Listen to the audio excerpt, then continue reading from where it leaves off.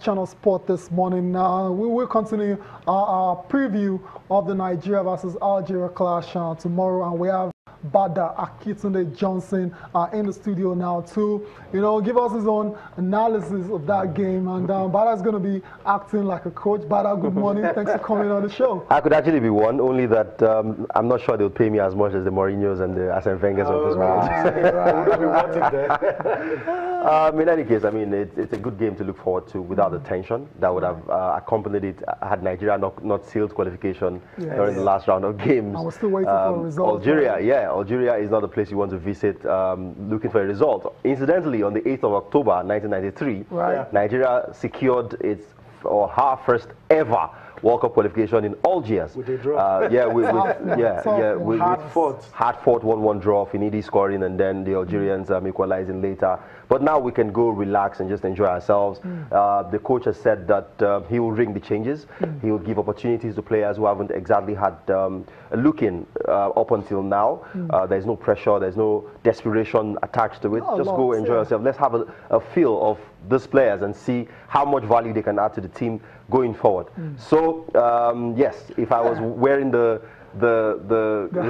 hat of a coach and shouldering the responsibility of picking the 11 for Nigeria, it will be Ezewa in goal because I think no, just give us the list first of all. We'll come back to the analysis later. Good. So in goal I'd have Ezewa. On the right side of defense I'll stick with Shehu Abdullahi. On the left side I'll play online now. I'd love to start him on the right side because he's naturally right-footed. But because Shehu has hit some kind of form, he was the best player on the pitch against Zambia here. I'll stick online on the left. The two central defenders, I'm very, very reluctant to tweak what is working or to fix what's not broken. But for the sake of what Omero has done in the green and white, he was a part of our central defensive partnership when we won the AFCON in 2013. I'd like to give him an opportunity to give Truce Ekong and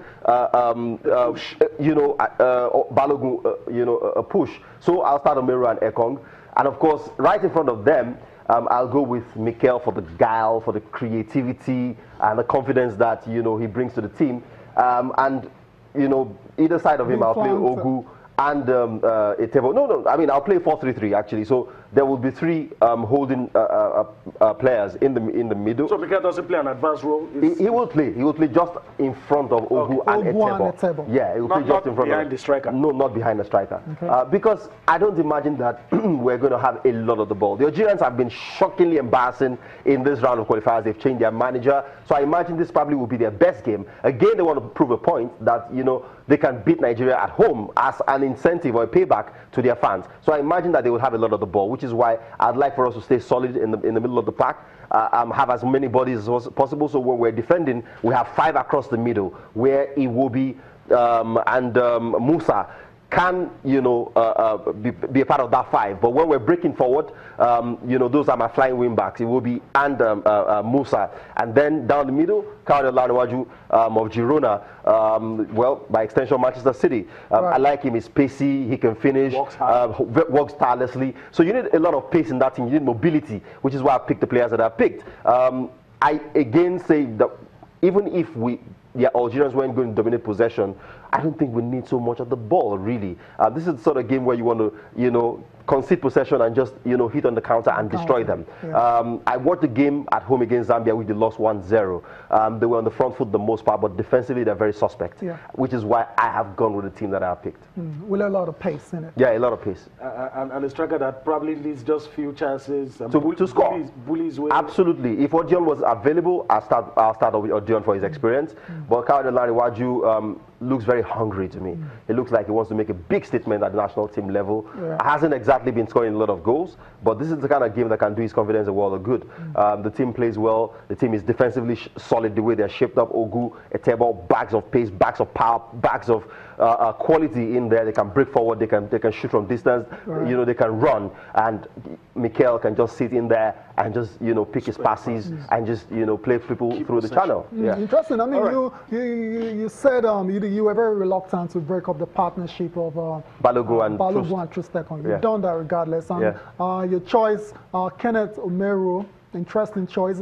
It looks like you've just gone for experience there because there's still some young stars in that side that are really playing well. Chidozie Awazim, for example, you've decided not to go for him. I won't go for him because in North Africa, the atmosphere can be intimidating. You see the flares, you know, you see the baying fans, you know, you need a cool head. You need a central defensive partnership that can, you know, keep things calm, composed, can speak to the defense, organize themselves. Umeru has done that time and again, especially for Nigeria. So he comes with that experience alongside, you know, Ekong. Give us a deep insight into your thinking. This choice has something to do with the South Africa game? No, has absolutely, you know, nothing to do with that game. Umeru, a lot of people seem to judge Awazim based on that. No, I wouldn't judge him based on that. I mean, players must have the opportunities to make mistakes and learn from them. Correct. But I wouldn't play him in a game that can destroy him even further. You know, because if you give him a friendly, yes, you know, the atmosphere is a lot calmer. There's not as much pressure on the young man, so he can take his time to, you know, to gain that experience. But in the game against Algeria, the Algerians want to prove a point. They have a new manager. They're playing at home, where they are usually invincible. I was very surprised how they lost to Zambia. They looked like they were always going to win that game until they were caught on the counter. So for that reason, I'll go with experience in the defense line. Again, the guys that I've chosen to play directly in front of them, Ogu hasn't played a lot of games for the national team, but we know what he can do. What's his name? Etebo played against Algeria. Here, he was the one who actually played the pass to Mikel for the second goal. But since then, he hasn't been playing. He's actually one who should play further up front. But he also has that quality to play, you know, in the central midfield area. And again, when you're on the breakaway, he's got incredible pace, you know, to fly past his markers and do damage. Okay, one more quickly before we go and listen to again, Rory is that a lot to say as well too. You've gone for Ezenwa in goal. I mean, any particular reason why? Are you starting to look forward to the fact that this guy might actually keep goal in Russia next year? It will sound wicked to say I hope not, because any Nigerian goalkeeper doing well should be able to play at the World Cup. A case in point, when Enyama was named by Onebide in goal against England at the 2002 World Cup, I was scratching my head, but he produced the 9th best save at that World Cup that year. Ezenwa in those 2 games against Cameroon, I thought did fairly well, apart from one moment where he had a rush your blood to the head and caused the penalty, but he looked steady, and he bailed us out of a difficult situation, a tricky situation. For that reason, I'll reward him with another 90 minutes against this Algerian team. All right. 30 seconds. Your pecking order for the goalkeepers. A lot of people would like to hear that. Presently, as constituted, your pecking order. I think Akpeyi will still, for me, be my number 1 ahead of Ezenwa. Ezenwa will be second. And then that's a toss-up. You know, all of the rest, Alambasu, Ajiboye, you know, you can't choose between them because I haven't seen them in a competitive game, you know, scenario. I don't see what the coaches see in training, but based on what we've seen from, you know, matches, Akpeyi first, Ezenwa, and then the rest. All right. All the games are important.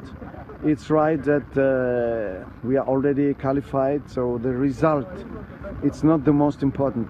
The most important in this game will be to make a good game.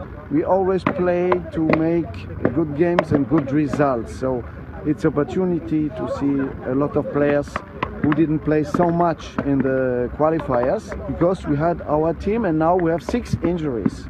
So we'll be at least 6 changing, and it's opportunity to see players who didn't play so much, and will be very interesting to play in Algeria in these conditions. They are changing the coach.